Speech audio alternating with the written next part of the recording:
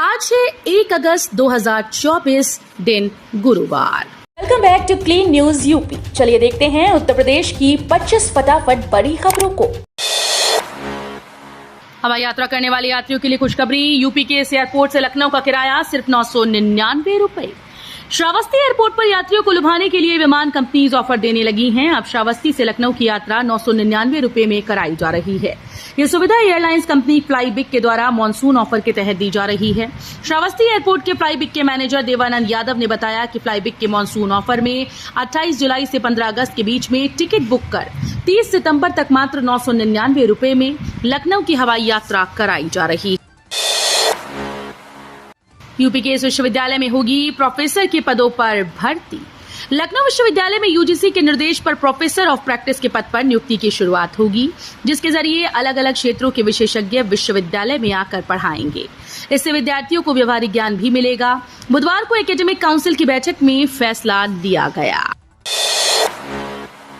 कूड़ा प्रबंधन क्षमता को दुगना करने की तैयारी में योगी सरकार। बढ़ते शहरीकरण के साथ ही सॉलिड और लिक्विड वेस्ट का प्रबंधन भी पूरी दुनिया के लिए बड़ी चुनौती बनता जा रहा है। उत्तर प्रदेश की योगी सरकार इसे ध्यान में रखते हुए कूड़ा प्रबंधन क्षमता को दुगना करने की तैयारी में जुटी है। मुख्यमंत्री योगी आदित्यनाथ की मंशा के अनुरूप शहरों से प्रतिदिन निकलने वाले हजारों टन कूड़े को प्रोसेस करके न केवल सड़कें बनाई जा रही हैं, बल्कि वेस्ट टू वंडर योजना के तहत पार्कों का भी निर्माण किया जा रहा है। दिल्ली कोचिंग हादसे के बाद जागा वाराणसी प्रशासन। वीडीए ने सील किए 11 कोचिंग संस्थानों के बेसमेंट। दिल्ली कोचिंग हादसे के बाद वाराणसी प्रशासन हरकत में आ गया। वाराणसी डेवलपमेंट अथॉरिटी की टीम ने बेसमेंट में चल रही व्यावसायिक गतिविधियों के खिलाफ अपने 5 जोन में अभियान चलाया। इस दौरान कुल 13 कोचिंग संस्थानों पर कार्रवाई की गई, जिसमें 11 के बेसमेंट सील कर दिए गए, जबकि 2 अन्य को नोटिस जारी किया गया। फ्री राशन लेने वाले ऐसे कार्ड धारकों पर कसेगा शिकंजा, बन रही लिस्ट। फर्जी तरीके से आयकर दाता 5 एकड़ से अधिक जोत वाले किसान और मृतकों के नाम पर राशन लेने वालों पर शिकंजा कसा जा रहा है। ऐसे राशन कार्ड धारकों की सूची पूर्ति विभाग को देकर जांच कराने के निर्देश दिए गए हैं। जांच में एसडीएम, ईओ, बीडीओ लगाई गई। संविदा शिक्षकों की भी 57,700 रुपए होगी बेसिक सैलरी। दीनदयाल उपाध्याय गोरखपुर विश्वविद्यालय प्रशासन ने संविदा शिक्षकों को बड़ी राहत दी। 3 वर्ष पूर्व के फैसले को पलटते हुए उनकी बेसिक सैलरी नियमित शिक्षकों की तरह निर्धारित करने का निर्णय लिया। डीडीयू की वित्त समिति और कार्य परिषद ने इसे मंजूरी दी। दोनों ही समितियों ने संविदा असिस्टेंट प्रोफेसर की सैलरी 57,700 रुपए किए जाने पर मुहर लगाई। ट्रांसफार्मर लगाने में देरी पर होगी कार्रवाई। ऊर्जा मंत्री के अधिकारियों को चेतावनी। यूपी विधानसभा में ऊर्जा मंत्री ए के शर्मा ने कहा कि ट्रांसफार्मर लगाने में ज्यादा समय लेने वाले लापरवाह अधिकारियों के खिलाफ कार्रवाई होगी। उन्होंने यह आश्वासन सपा के अनिल प्रधान और प्रभु नारायण सिंह यादव द्वारा वंचित क्षेत्रों के विद्युतीकरण को लेकर किए गए सवाल के जवाब में दिया। रोक के बावजूद नगर निगम ने वसूल लिया हाउस टैक्स का एरियर। बैक डेट से कोई कर या एरियर वसूली पर सुप्रीम कोर्ट की रोक और लोकसभा राज्यसभा से विधेयक पास होने के बावजूद नगर निगम ने प्रयागराज के भवन स्वामियों से बड़े गृहकर के एरियर की वसूली की। जीआईएस सर्वे के बाद भवन स्वामियों को संशोधित गृहकर बिल का नोटिस भेजने का विरोध हुआ। यूपी में पेइंग गेस्ट और हॉस्टल चलाने के लिए आ रही नई नियमावली। 7 सदस्यीय कमेटी बनी।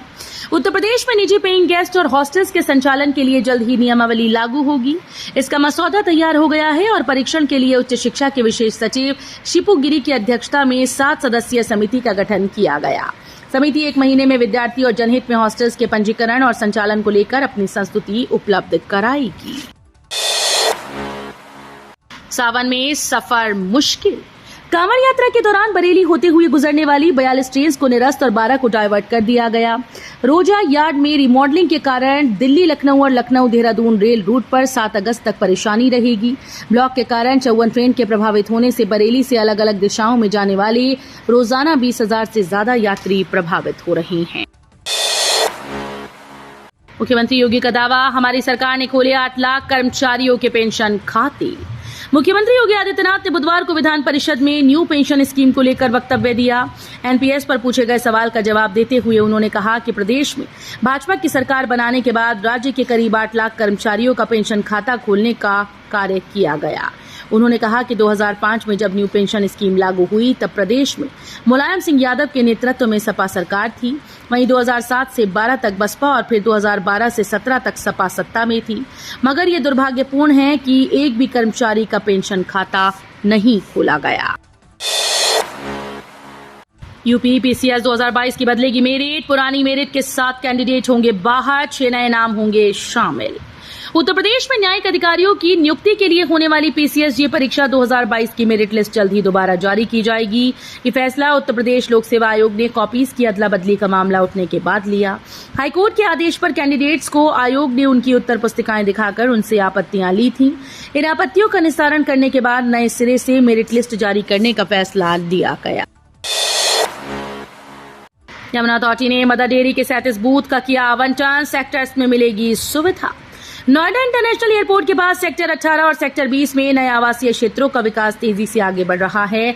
Yamuna expressway industrial development authority ने इन सेक्टर्स में मूलभूत सुविधाओं के विकास की घोषणा की है, जो यहां के निवासियों के जीवन की गुणवत्ता को बेहतर बनाने में महत्वपूर्ण भूमिका निभाएगी। आपको बता दें कि नोएडा एयरपोर्ट परियोजना का शिलान्यास होने के बाद अभी तक हजारों करोड़ रुपए का निवेश यमुना सिटी में आ चुका है। Fast Vande Bharat sleeper train route final, UP के शहर से मुंबई तक चलाने की तैयारी। उत्तर प्रदेश, मध्य प्रदेश, महाराष्ट्र 3 राज्यों के लिए भारतीय रेल विभाग ने बड़ी सौगात देते हुए स्लीपर वंदे भारत ट्रेन शुरू करने का मन बना लिया है और इस पर जल्द ही आखिरी फैसला ले लिया जाएगा। ये ट्रेन उत्तर प्रदेश के बरेली से मुंबई के बीच चलाए जाने की जानकारी सामने आई। बड़ी बात यह है कि मध्य प्रदेश के 5 स्टॉपेज में से ग्वालियर भी शामिल है। यूपी में 24 घंटे मिलेगी बिजली, पावर कॉर्पोरेशन ने कंपनीज को दिए निर्देश। पावर कॉर्पोरेशन के अध्यक्ष डॉक्टर आशीष गोयल ने बिजली कंपनीज को निर्देश दिए कि तय घंटों के अनुसार ही ग्रामीण, तहसील व शहरी क्षेत्रों में बिजली की आपूर्ति की जाए। इस संबंध में पूर्वांचल, दक्षिणांचल, मध्यांचल व पश्चिमांचल विद्युत वितरण निगम लिमिटेड और केस्को कानपुर के प्रबंध निदेशकों को निर्देश मिले हैं। यूपी रोडवेज बसेस में कोरियर और पार्सल सेवा की मिलेगी सुविधा। योगी सरकार उत्तर प्रदेश में परिवहन निगम की ओर से संचालित बसेस के माध्यम से प्रदेश के लोगों को कोरियर पार्सल सेवा की सुविधा प्रदान करने जा रही है। इसके लिए उत्तर प्रदेश परिवहन निगम और messrs AVG logistic limited Delhi के बीच 5 वर्षों के लिए करार हुआ। संबंधित विभाग का दावा है कि व्यवस्था को लागू करने के लिए सितंबर 2024 तक आवश्यक तैयारी कर ली जाएगी। इस सुविधा का लाभ परिवहन निगम की साधारण और एसी दोनों प्रकार की बसेस में मिलेगा।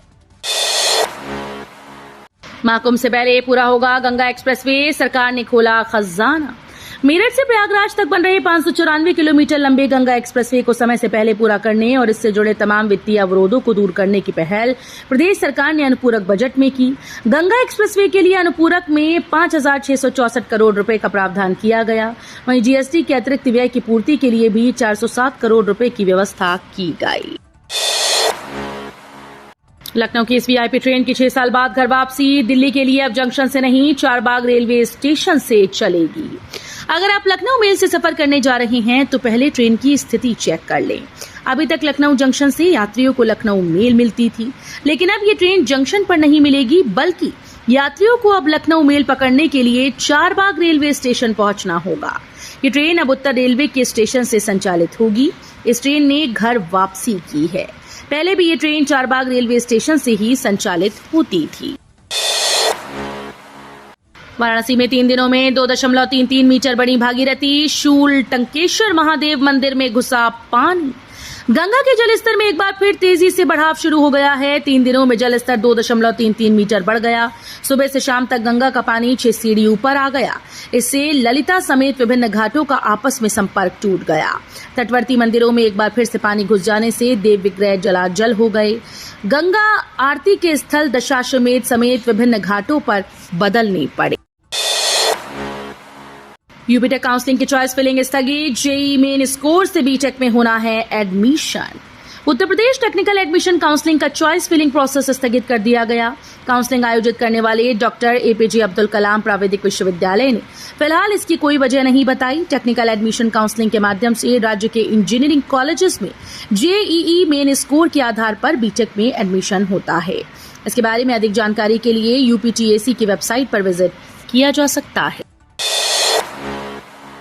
पेप्सिको की फैक्ट्री का 15 अगस्त के बाद होगा उद्घाटन। गीडा में वरुण बेवरेज की जिस पेप्सिको फैक्ट्री में पेप्सी का उत्पादन हो रहा है, उसका अगले महीने 15 अगस्त के बाद भव्य औपचारिक उद्घाटन की तैयारी हो रही है। इस फैक्ट्री में अभी एक ही यूनिट चल रही है, जबकि दूसरी का ट्रायल हो रहा है। इस दूसरी यूनिट में दूध व उससे बने उत्पाद बनाए जाएंगे। उद्घाटन के लिए सीएम को बुलाने की तैयारी चल रही है। सीएम योगी के प्रयास का असर, यूपी के 7 नए मेडिकल कॉलेजेस को मिला लेटर ऑफ परमिशन। यूपी के मुख्यमंत्री सीएम योगी के प्रयास से मेडिकल शिक्षा विभाग को बड़ा तोहफा मिला। योगी सरकार के प्रयासों का नतीजा है कि नेशनल मेडिकल कमीशन नई दिल्ली की ओर से प्रदेश के 7 नए मेडिकल कॉलेजेस में इसी सत्र से एमबीबीएस की पढ़ाई शुरू करने को लेकर हरी झंडी मिल गई है। बता दें कि मुख्यमंत्री योगी आदित्यनाथ ने प्रदेश के 13 नए मेडिकल कॉलेजेस को मान्यता देने के लिए केंद्रीय स्वास्थ्य मंत्री जेपी नड्डा से बात की थी, जिसके बाद के 7 सरकारी मेडिकल कॉलेजेस में शैक्षणिक सत्र 2024-25 के लिए लेटर ऑफ परमिशन जारी किया गया। अब पट्टे पर नहीं मिलेगी नजूल भूमि, सपा के विरोध के बीच विधानसभा में पास हुआ विधेयक। यूपी सरकार नजूल भूमि को अब पट्टे पर नहीं देगी। इसके अलावा पट्टा समय सीमा खत्म होने के बाद पट्टेदारों को बेदखल कर नजूल भूमि वापस ले ली जाएगी। यूपी सरकार ने उत्तर प्रदेश नजूल संपत्ति विधेयक 2024 को विधानसभा में सोमवार को पेश किया। बुधवार को सपा के भारी विरोध के बीच ये विधेयक विधानसभा में पास हो गया। पंडित प्रदीप मिश्रा के बाद अब महामंडलेश्वर इंद्रदेव पर छिड़ी जंग, संतों ने किया धर्म युद्ध का ऐलान। तीर्थ नगरी मथुरा के वृंदावन में स्थित अक्रूर मंदिर में धर्म रक्षा संघ एवं राज बिहारी समाज की एक धर्म सभा आयोजित हुई। इसमें वृंदावन के संत महंत, धर्माचार्य, भागवताचार्य, रासाचार्य, चतुर्वेदी समाज, रामलीला कमेटी, क्षत्रिय समाज एवं ब्रजवासियों ने महामंडलेश्वर इंद्रदेव द्वारा व्यासपीठ पर बैठकर रामलीला में प्रभु श्री राम और माता सीता का पात्र बनने वाले स्वरूपों पर अमर्यादित टिप्पणी किए जाने का विरोध किया। धर्म सभा की अध्यक्षता महामंडलेश्वर स्वामी कृष्णानंद महाराज ने। साबरमती मॉडल पर विकसित होगा नोएडा का तटीय क्षेत्र, 6 सदस्यीय समिति गठित। नोएडा प्राधिकरण ने हिंडन नदी के संरक्षण और उसके किनारे के क्षेत्र के लिए रिवर फ्रंट की योजना तैयार की, जिसके लागू होने के बाद इस इलाके की सूरत पूरी तरह से बदल जाएगी। इस सिलसिले में नोएडा प्राधिकरण ने हिंडन नदी के तटबंधों और पिछले 100 वर्षों के बाढ़ पैटर्न की जांच के लिए एक 6 सदस्यीय समिति का गठन किया। तो ये थी आज की 25 फटाफट बड़ी खबरें। अगर आपको न्यूज पसंद आई हो तो वीडियो को लाइक और शेयर जरूर करें। धन्यवाद।